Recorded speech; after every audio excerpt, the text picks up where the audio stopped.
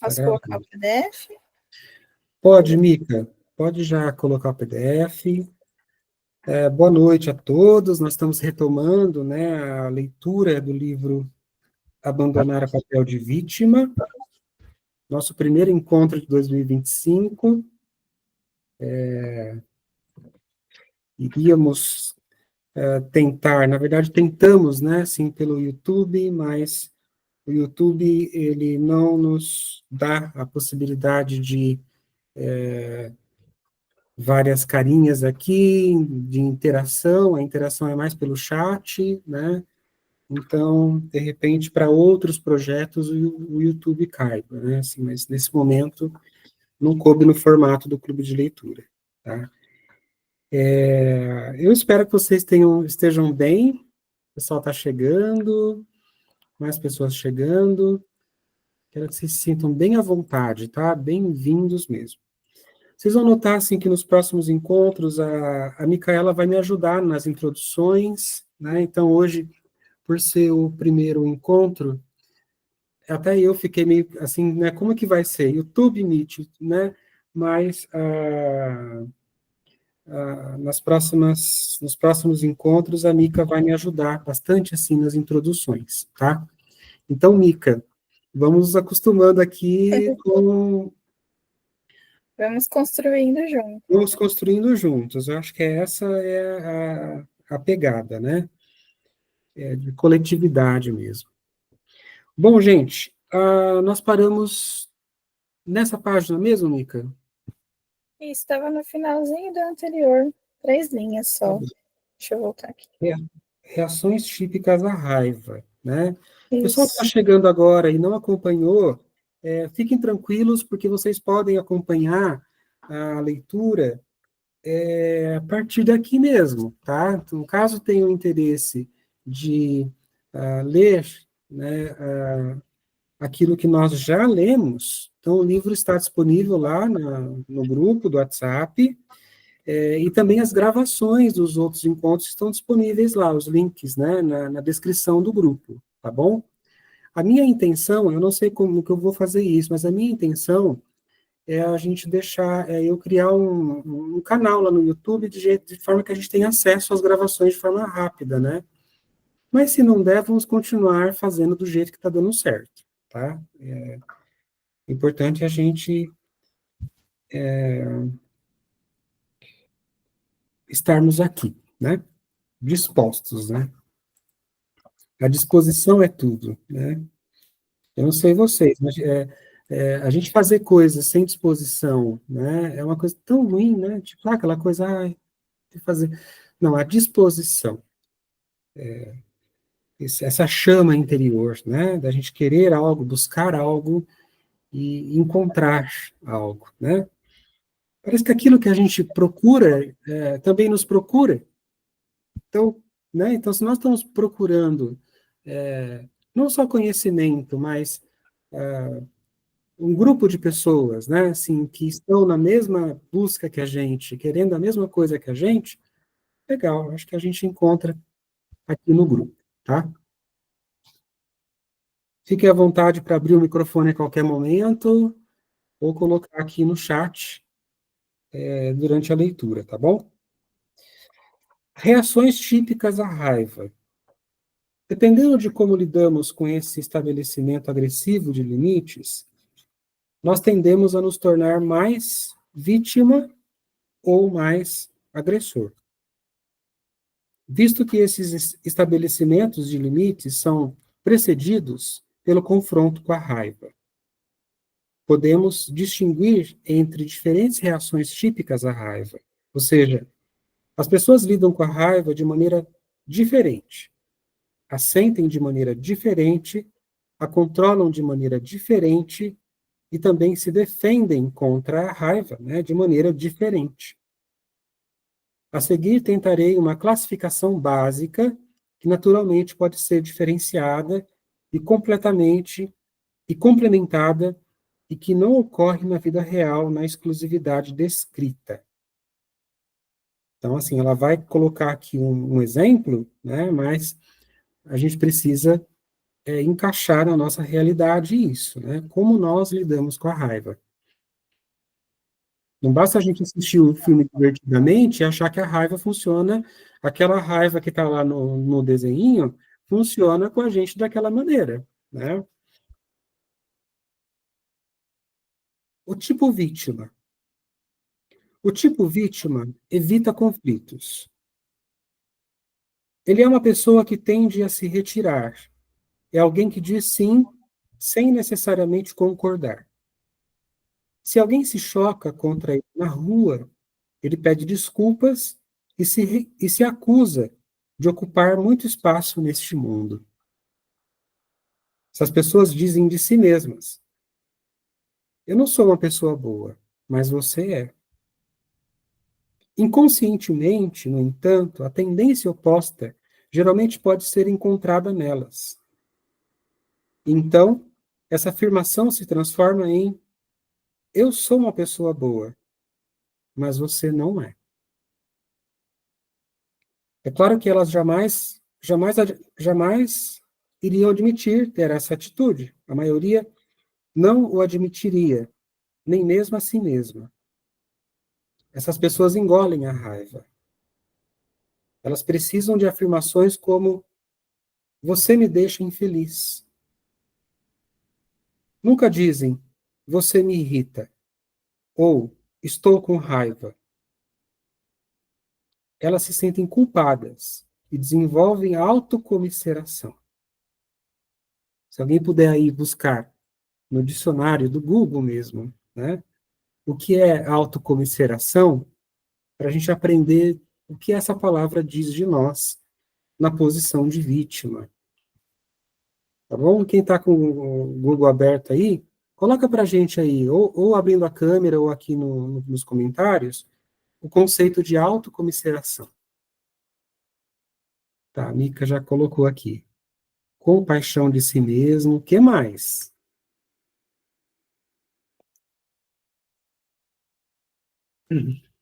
Que é importante a gente se reconhecer muitas vezes nesse lugar, viu, gente? De autocomiseração. Pena de si mesmo. Então, essa posição, né, esse sentimento, ele é muito comum. E ele nos leva, muitas vezes, sabe, a prolongar um sofrimento que já era para ter terminado, né? Eu penso que todos nós, assim, nenhum de nós, né, estamos isentos da dor, do sofrimento. Aliás, nós vimos isso, né, no último livro que nós lemos aqui no Clube de Leitura, Os Pantanais da Alma. No entanto, por conta da autocomiseração, a gente prolonga dor e sofrimento que já era para ter acabado. Bom, elas se sentem culpadas e desenvolvem autocomiseração, mas também geram sentimentos de culpa nos outros. Elas envenenam a atmosfera com acusações implícitas, mas nunca as expressam explicitamente. Aparentemente, nunca se irritam. Não expressam raiva, elas a engolem. E, em vez disso, estão cheias de acusações e autocomiseração. Evidentemente, estão com muito medo. Também têm medo de transformar suas ideias agressivas em realidade. São pessoas que foram muito controladas por autoridades em sua infância, em quem essas autoridades geraram sentimentos de culpa e que aprenderam cedo que outras pessoas são mais importantes do que elas. Quanto à adaptação necessária a si mesmas e aos próximos, o foco está sempre na adaptação aos próximos. Esse tipo raramente é encontrado em forma pura, porque a maioria das pessoas é do tipo misto. A Cecília diz sobre autocomiseração, né? Que é um estado de pena de si mesmo que leva à inação, à estagnação. É. Olha que grave, né? Não sentir pena da gente mesmo. Bom, vamos lá. Vamos seguir os outros tipos, né? O outro tipo, que é o tipo agressor, né? O tipo agressor é visto como alguém que costuma dizer não. Ele diz de si mesmo: eu estou certo e você não está. Inconscientemente, existe também aqui uma tendência contrária. Os outros estão certos, mas eu não estou. Mas farei de tudo para garantir que ninguém perceba isso. Isto é particularmente evidente naquelas pessoas que, ao expressarem raiva, imediatamente se enfurecem e imediatamente fazem ameaças sérias.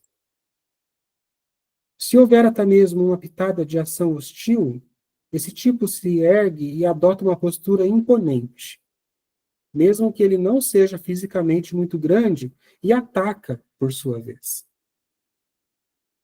Eu sublinho deliberadamente ele aqui, porque esse tipo não ocorre com tanta frequência entre as mulheres, mas ocorre, né? Ele se levanta imediatamente e ameaça. Se você fizer uma acusação contra esse tipo, imediatamente ele lançará 10 acusações contra você. Esse é o tipo de ameaça e raiva. Isso também é chamado de raiva colérica ou de raiva explosiva. Aqui a raiva é a defesa contra o medo, contra a tristeza, contra a vergonha, contra o desamparo. Olha que a raiva aqui ela esconde sentimentos densos, né? Difíceis de assumir, lidar, né? Integrar. Né? Podemos distinguir entre a raiva fria e a raiva quente. Aqueles que imediatamente ameaçam e atacam geralmente têm raiva quente. A raiva fria tende a se expressar em ironia, cinismo e sarcasmo. O agressor, assim como o tipo vítima, pode ter sido controlado em demasia por autoridades severas na infância.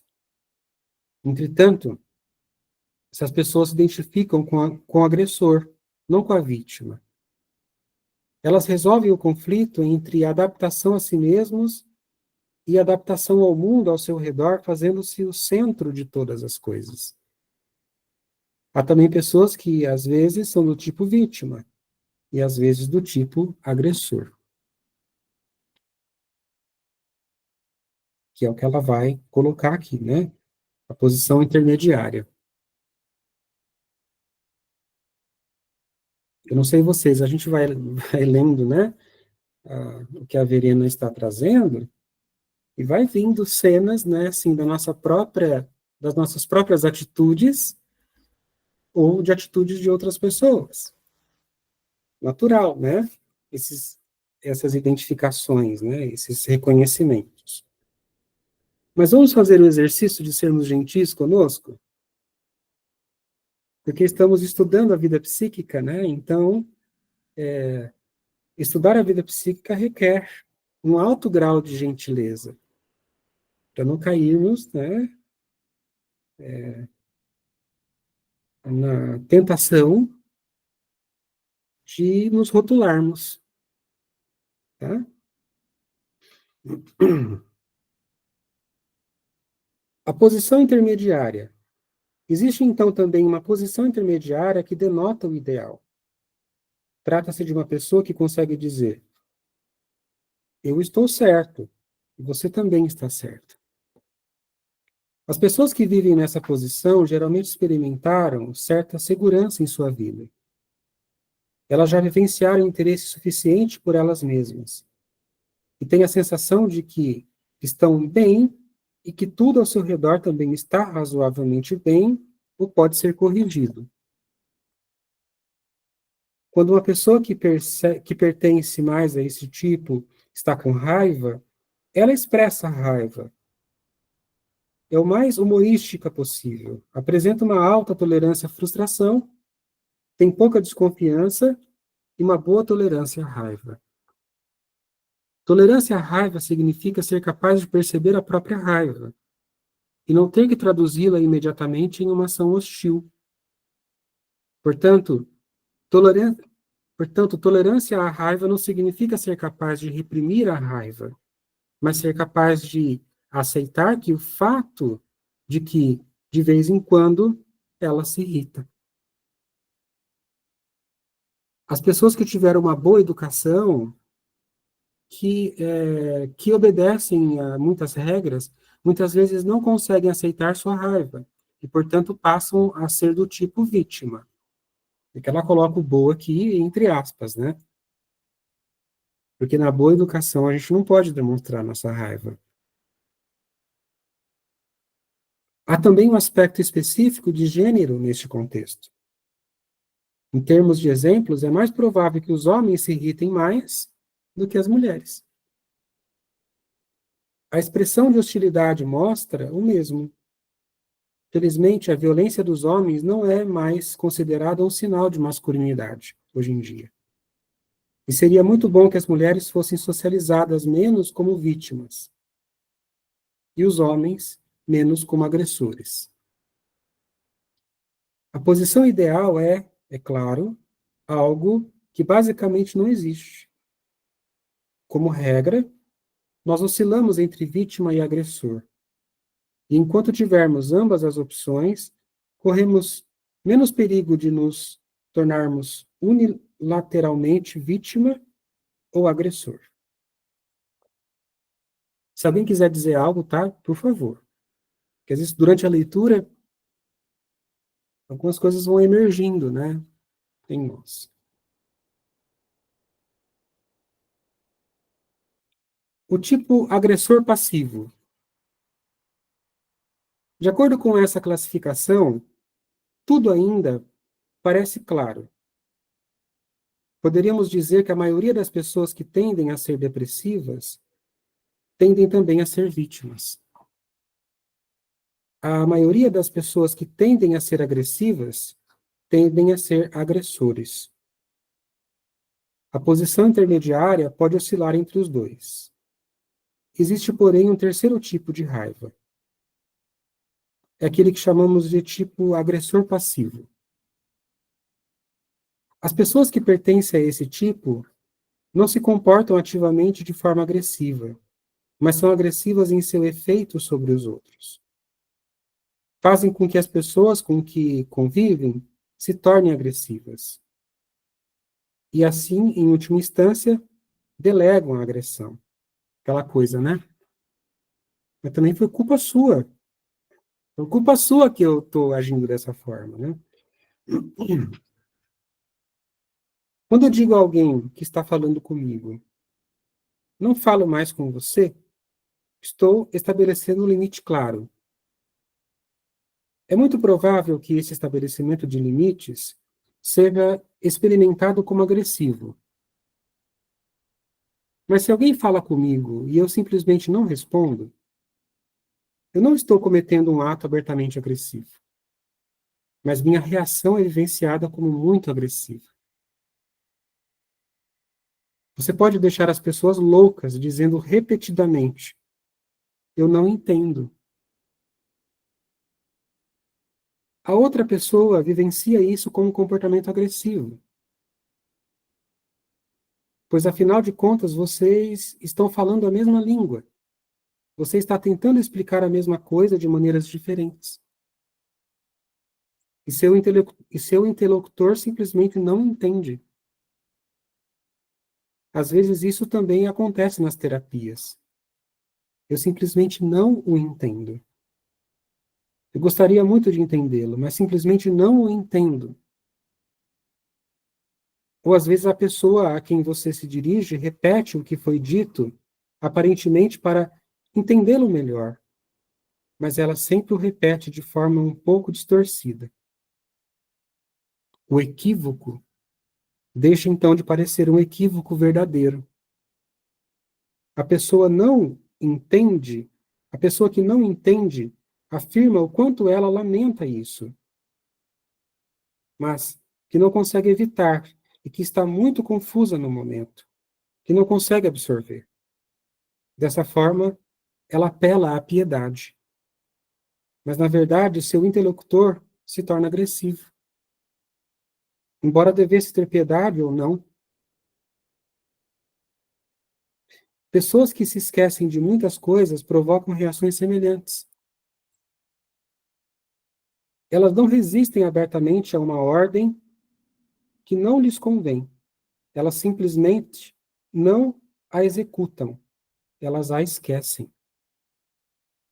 Elas prometem fazer melhor, e então esquecem novamente. Elas não discutem, não expressam que o limite de sua solidariedade foi ultrapassado. Não dizem nada e esquecem. E mais uma vez há um apelo à indulgência. Como podemos culpar uma pessoa por ser tão esquecida? Ou como podemos culpar alguém por esquecer coisas sem importância diante de um fardo enorme?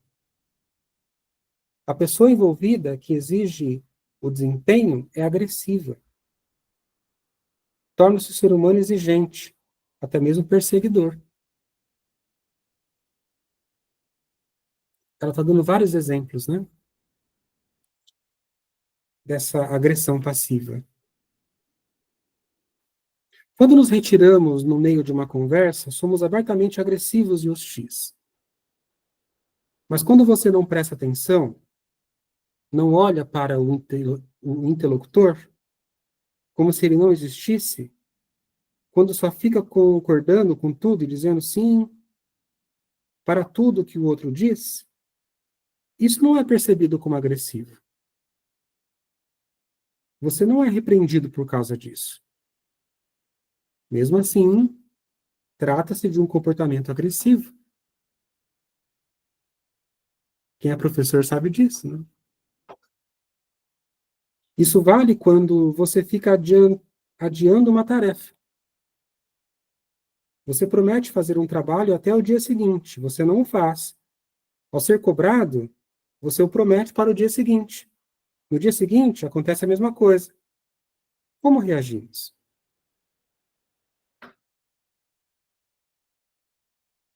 Isso também é agressivo, né?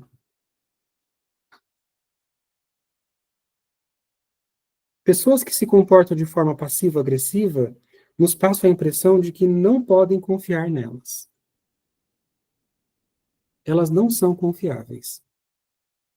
No fundo, essas pessoas traem a si mesmas quando não ousam estabelecer limites de forma ativa e não se levam a sério. A proximidade do tipo agressor passivo com o tipo vítima é evidente. Vítimas podem se transformar facilmente em pessoas agressivas passivas. No caso da vítima, porém, a agressão é voltada contra si mesma, mas a pessoa agressiva passiva volta a sua agressão contra os outros. Gente, é muito esperado que a gente vá se identificando, viu? Eu fico preocupado um pouco com o grupo, né? Então, vamos nos identificando. A Nina está rindo, né? Vamos nos identificando com gentileza e vamos trabalhando isso aos poucos, porque às vezes você pode estar dizendo assim, gente, eu sou agressivo, olha, a gente vai dando conta, né? Do quanto a gente às vezes é agressivo com os outros. Tudo bem, tá tudo bem. Né? No processo de individuação, a gente ir se deparando com as nossas contradições e lidando com amorosidade com as nossas contradições. Não querendo expurgá-las ou exorcizá-las, né, como se fosse possível, mas lidando com essas partes nossas que às vezes está em desacordo com aquilo que a gente tanto quer, tanto almeja com a nossa vida, né? Porque eu tô lendo, tô fazendo isso. Aquela vez você foi, né, agressivo, passivo-agressivo. A agressão passiva transmite a sensação de que não podemos confiar nessas pessoas e também nos perguntamos: isso é vingança? É uma forma de punição? Tais suposições podem até ser verdadeiras, Mas se fosse vingança ou punição, esta ocorreria em uma situação que não tem mais muito a ver com uma situação que originalmente provocou raiva. Trata-se, então, de algo como uma vingança ou punição generalizada e fundamental, porque em muitas situações de conflito, a pessoa não foi capaz de expressar a raiva adequadamente e de resolver o conflito. Então, ela generalizou, né? Mas justamente quando uma possível ação de vingança não está relacionada a uma situação específica, o alvo dessa ação fica um pouco perdido. Muitas vezes esse efeito é a intenção inconsciente do agressor passivo. Se não dependermos dessa pessoa, muitas vezes reagimos com esquece essa pessoa, né? Uma frase depreciativa. As pessoas que sempre se esquecem de tudo são simplesmente as pessoas que devemos esquecer. Nossa, tá. Mas isso só funciona quando não convivemos com essas pessoas, quando elas não são muito importantes para nós. Achamos, por exemplo, que é melhor esquecer os colegas que se esquecem de tudo. Então percebemos, eles realmente são esquecidos. Mas quando você depende de uma pessoa passiva-agressiva, você se torna facilmente um co-esquecedor. Esquece com ela, né? Gente, até aqui. E aí? O que vocês estão achando? Mica? Oi, Cecília.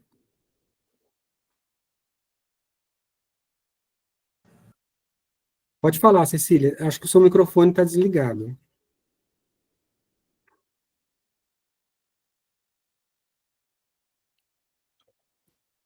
Não estamos ouvindo a Cecília.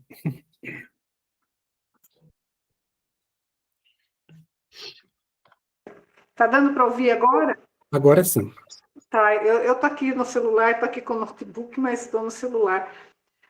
Eu tô tão assim perplexa com as coisas que eu tô ouvindo. Tem tantas delas que se encaixam assim na minha condição atual que hoje eu me vejo dentro dessa etapa, né, desse trabalho de autoconhecimento e a gente vai constatando com muitas coisas, né? Na verdade, assim, também eu acho que está muito relacionado aos nossos complexos, né? Aquilo que a gente traz já de longa data e a gente vai acumulando. Essa atitude até da gente esquecer, né? Tá sempre esquecendo de fazer algumas coisas, porque eu tenho que ser sincera em falar. Eu tenho um diagnóstico, assim, hoje, recente, do TDAH, e tenho aquilo que eles estão no TEA, mas é o Asperger, que eles falam, síndrome de Asperger, né? Porque eu sempre tive um temperamento, assim, mais fechado, e em casa eu sempre tive muita dificuldade com todo mundo, só que eu não percebia, juro, eu não percebia que a minha atitude para eles trazia essa percepção de que eu estava fora do mundo deles, e eu não participava daquilo, e muitas vezes realmente eu concordava com as coisas, mas sem concordar, mas simplesmente para não querer, porque eu percebia que todo mundo é tão diferente de mim e eu tenho que fazer alguma coisa. Eu não pensava assim, na verdade, eu fui me adaptando. Acho que os anos da minha vida me levaram a isso, porque eu fui descobrir isso agora. Eu estou com 63 anos, tem 2 anos praticamente que eu tenho esse diagnóstico, sabe? E, na verdade, uns 5 anos atrás, quando tudo me incomodava, eu comecei a desconfiar que tinha alguma coisa comigo. Olha só, comecei a desconfiar. Até então, eu achava que todo mundo, que as pessoas eram muito diferentes de mim, porque eu não me encaixava muito nas coisas. Eu sempre fui muito bem em escola, assim, mas eu era muito fechada nas coisas que eu fazia, né? Eu tinha essa coisa de me voltar para um assunto, para algo que eu gostava, me isolava um pouco das pessoas. Mas para mim, dos meus irmãos, para mim isso daí assim nunca me incomodava, mas eu achava que era aquilo mesmo, sabe? Depois eu comecei a ter muitos conflitos até, né, em casa, e começou todo esse meu processo de autoconhecimento, até que veio a partir do meu neto, que teve uma situação lá, que eu abri os olhos que podia ter alguma coisa comigo, E fui buscar uma avaliação, mas antes disso eu já estava fazendo esse tratamento, eu digo um tratamento, essa questão do autoconhecimento, que tem uns 5 anos que eu venho lendo umas obras, porque eu também sou espírita, e lendo umas obras que levam a isso, e também partir para uma leitura e para um trabalho de conscientização, o chamado Vai para Dentro. Então, assim, eu comecei a perceber coisas em mim, né? Eu me identifico muito quando falo assim, porque eu fui assim, eu tive uma atitude passiva há muito tempo, assim, de aceitar as coisas simplesmente porque eu me colocava nessa situação meio que de vítima, sabe? Eu percebo isso. Eu aceitava aquilo, eu não concordava, mas ao mesmo tempo eu agia passivamente e aceitava aquilo. E isso me trouxe muitos danos. E trouxe, logicamente, para quem convivia comigo, claro. Meus filhos, meu ex-marido. E então trouxe essas situações para mim. Só que hoje eu já percebo muitas coisas que eu fiz dentro do meu possível. Foi o que eu pude fazer. Hoje, olhando para essas coisas, talvez eu já tenha um olhar diferente. Tenho conversado muito, acho que eu estou muito mais próxima. Meus filhos são todos adultos, eu tenho netos. Estou muito mais próxima deles hoje, separada. Com meu marido ainda não consigo. Ele me trata, ex-marido, amistosamente. Tem 2 anos que eu me divorciei, depois de 43 anos de casado. Foi uma coisa assim que mexeu muito comigo, mas eu vi que era uma situação que eu já tinha conversado muito, que tinha que ir para esse caminho.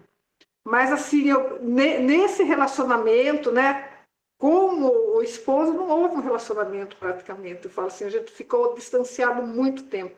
A gente viveu papéis, funções. Ele, do provedor, eu ali, cuidando dos filhos.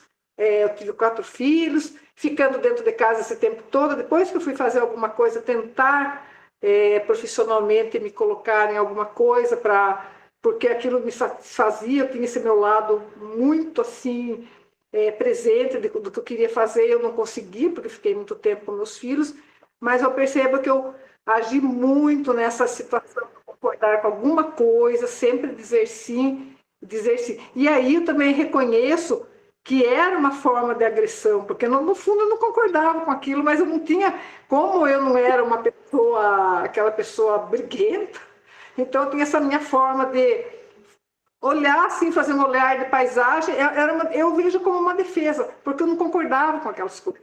Mas eu era meio que obrigada, eu concordava, mas eu não fazia. Sabe uma coisa que a Cecília Cecília, deixa eu só entrar um pouco com você. Sabe uma coisa que você está conseguindo trazer com a sua fala? É um componente, assim, é uma atitude interior muito valiosa para a gente reconhecer esses tipos de comportamento que geralmente ficam na sombra, ou seja, ficam inconscientes para a gente. Ficaram muito tempo comigo. Eu passei uma vida toda com coisas comigo que eu não percebia. Não só isso, como outras. Hoje eu vou percebendo. Mas tem um componente que você está trazendo, que é o que eu vou comentar, que eu vou até pedir para o grupo prestar atenção nisso, porque à medida que a gente está lidando com essa leitura, nós estamos sendo convidados a reconhecer aspectos da sombra, ou seja, aspectos que estão lá no porão, lá naquele quarto mais escuro, mais bagunçado que existe na nossa psique. Né? E aí uma das coisas que a gente precisa ter, né, como um princípio mesmo, né, é a humildade. Sem a humildade, a gente não consegue fazer esse trabalho. Percebe? Então, é muito difícil, André. Realmente é muito difícil de olhar para umas coisas da gente que a gente vai perceber que a gente não gosta, que não é nem pouco parecido com o que você imaginava que você era, ou que você não era, sabe? Uhum. Chega a ser assim, é terrível. Quem já leu o Inferno, a trilogia, né, de Dante, né, o livro Inferno de Dante, o Virgílio, que é o parceiro, né, dele, naquela jornada, né, ali no mundo inferior, no inferno, É claro, vamos lembrar que, assim, a literatura de Dante, né, assim, é simbólica, ou seja, ele está fazendo um mergulho na própria sombra, né, na medida que ele está, então, ali, visitando o mundo inferior dele. Existe uma coisa que acontece no livro todo, né, quando o Dante, conduzido ali por Virgílio, vai, então, visitando o inferno, ele vai visitando os próprios pecados, né? Só que antes dele visitar os próprios pecados, o Virgílio meio que vai ensinando Dante a baixar a cabeça. Ele precisa fazer esse movimento aqui, ó. Em cada andar, né, do inferno, porque se você colocar no Google aí e pesquisar nas imagens inferno de Dante, você vai encontrar várias imagens representativas das camadas que tem o inferno de acordo com a simbologia de Dante, tá? Ali cada pecado, tá? Lembra dos 7 pecados? Vocês lembram? Quem lembra aí? Vamos fazer chamada oral, a primeira comunhão. Vai lá, 7 pecados capitais. Vocês lembram? Olha que eu ia ser padre, hein? Vamos lá. A preguiça, deixa eu ver o que mais é. Luxúria, inveja. Raiva. A raiva. Nós estamos aqui diante de um dos pecados capitais, que é a ira, né? A raiva, né? Uhum. E aí o Virgílio, ele conduz Dante a fazer isso aqui, olha. É preciso humildade para a gente encarar nossas próprias sombras. Né? E do jeito que a Cecília está contando aqui, depois de tantos anos, né, ela tem a humildade de reconhecer que naquela consciência que ela tinha naquela época, foi possível que ela pôde fazer. Olha que lindo isso, olha a humildade. E a humildade de reconhecer que neste momento agora, ela tem condições egóicas de encarar determinados aspectos da sombra. Olha que lindo. É isso que você me faz sentir, viu, Cecília? Obrigada, mas assim, é um trabalho do dia a dia. Eu vou falar para você que não é fácil, mas eu estou conseguindo pequenas conquistas, até no relacionamento, né, com os meus filhos, porque, claro, é óbvio que também a gente não pode trazer somente para nós, nem fazer o papel de vítima, mas também nem tanto do agressor. Você também não é você não pode encher de culpa por coisas que você antes não podia. Porque nós todos estamos aqui e todos também, de alguma forma, têm essa responsabilidade. Então, eu vejo a minha parte da responsabilidade, mas eu vejo a parte da responsabilidade de cada um com quem eu me relacionei, de tudo como eu conversei, que eu tenho conversado com cada filho, hoje na convivência, até meu ex-esposo, quando soube, hoje a namorada dele é uma psicóloga cognitivo-comportamental, até engraçado, ainda não a conheço, ele não me apresentou, eu não tenho nenhuma restrição, ele foi uma pessoa muito boa para mim, mas a gente não tinha afinidades também. E eu tive dificuldades também na parte afetiva, não só pela minha dificuldade, eu também reconheço também pelas dificuldades que cada um deles tem. Mas isso cabe a cada um deles despertarem. Sabe, você dá o direito de você ser o que você é e respeitar o que o outro é. E eu não tenho pressa, sabe? Eu falei assim, eu esperei até agora. Então hoje parece que assim que eu nasci de novo, sabe?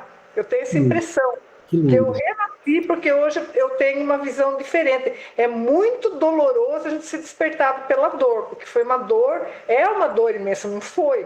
Eu estou ressignificando as coisas muito paulatinamente, assim, sempre olhando, porque o nosso ego, ele é renitente, ele é teimoso, muitas vezes ele quer te levar para um lugar de novo um pouco confortável que você já conhece, mas é um exercício diário, mas a gente está aí, é o dia a dia, né? Então a gente tem que fazer esse exercício para a gente olhar para a gente mesmo e falar, essa sou eu. Por isso. Sem por isso, gatas, sabe? Eu posso olhar para o espelho e falar, olha, né, você tinha tanto assim, olha para você, mas admite o seu lado bom também, que você tem as sombras positivas, né?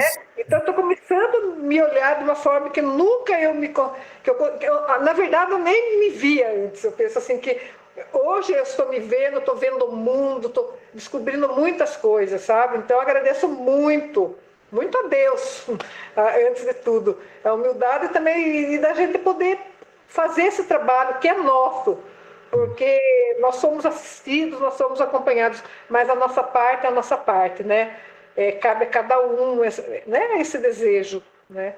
que Mas eu lindo. agradeço muito, André. Desculpa de tomar esse tempo Imagina, que aqui. isso. Eu sempre estou falando alguma coisa, porque acho que a minha história, assim, ultimamente, a minha vida mudou muito, assim, eu vou falar assim, da água para o vinho, sabe?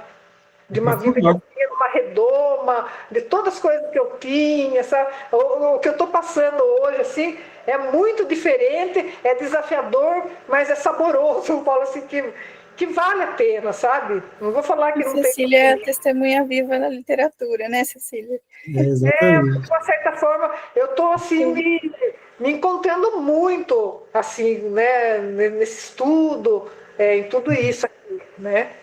Olha, deixa eu só fazer um comentário, né, que talvez não tenha sido a intenção consciente da Cecília, mas a Cecília está trazendo para a gente aqui uma grande inspiração, né, de acessar humildemente a própria sombra e acessar humildemente a própria sombra e poder encontrar ali não só aspectos negativos que precisam ser trabalhados com humildade, mas ao mesmo tempo encontrar aspectos positivos na sombra, né? E a partir disso, como ela está dizendo, renascer, sabe?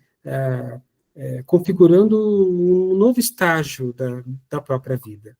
Gente, nós estamos encerrando aqui o encontro de hoje. Eu gostaria de, eu não sei se a Mica quer trazer mais, a Mica quer falar, então eu vou deixar a Mica trazer a contribuição dela, e a gente vai encerrar o nosso encontro. E aí, na próxima semana, a gente prossegue desse subtítulo Esquecedor e Co-Esquecedor, porque a Verena Castro está fazendo essa narrativa, né, dos tipos de vítima, tipos de agressor que existe, né, nos convidando, então, a essa identificação, a esse trabalho interior, tá? Oi, Mica, você É quer só trazer... uma colocação pontual mesmo. Eu senti, né, de como foi majestoso a forma que a autora conseguiu trazer esse tema, né? Me lembro que alguns capítulos atrás ela trouxe a distinção entre essa dinâmica relacional que ela está apresentando aqui com situações de violências traumáticas, enfim, né? E quando ela trouxe esse assunto, embora densos, né, mas de maneira leve, ali, convidando mesmo para essa ressignificação, né, para essa oportunidade de resiliência, que foi muito o que a Cecília falou mesmo, né, então achei muito bacana a forma como ela traz, né, com um impulso firme, e que cada um possa acessar e olhar, no entanto, uma maneira leve, de compreender que isso acontece nas relações, né, isso vai acontecer. Muito bem, muito bem. Cecília, você levantou a mão ou é a sua... Não, acho que não. Acho que dá um problema aqui. Eu não sei Tá se eu bom, tudo bem, levantei aqui no notebook, ele vai para manutenção. tudo bem. Por Gente, isso, olha, se a gente sair desse encontro aqui percebendo, né, o movimento de vida, de convite que está rolando, né, através da leitura e dos depoimentos, já está valendo. Que a gente tem que ser bons entendedores. Sabe o que significa bons entendedores? Os bons entendedores, eles têm ouvidos de ouvir e olhos de ver. Né? Não adianta a gente sair, a gente participa de um encontro e a gente sai, não foi comigo. Foi sim, porque eu estou saindo desse encontro hoje, muita coisa que foi comigo. Né? Ou seja, é o que o Jung nos convida, né? A entender a vida de forma simbólica. Né? É isso. O que o encontro de hoje te provocou? Um encontro, um reconhecimento, um encontro com a sua parte vítima? Com a sua parte agressora? com a sua parte passiva-agressiva? Como é isso? Né? Ah, foi um encontro. Que bom, então se abrace e passemos a reconhecer um pouco melhor isso. Por isso que eu gosto de encontros assim, que é onde eu estou vendo as carinhas, onde vocês entram. O YouTube eu não gostei. Porque daí eu vou ficar falando lá, e aí ninguém vai interagir. Não vai rolar. Então, eu não vou ser youtuber mesmo.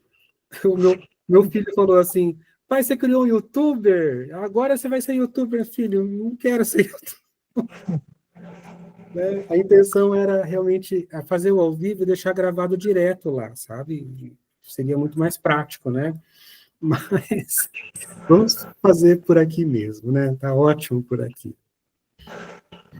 Tudo bem, gente? Um bom retorno para nós no Clube de Leitura. Para quem está chegando, sintam-se bem-vindos. É assim mesmo, a gente vai lendo, vamos entrando, vamos falando, vamos costurando, mas vamos saindo mais enriquecidos, né, de cada encontro. Tá bom? Forte abraço para vocês, viu? Um bom descanso. Obrigada. Obrigado, Nica. Tchau, tchau, gente. Tchau. Tchau, boa noite. Tchau, obrigada. Lilian. Tchau, tchau. Tchau, tchau. Lilian. Tá bom.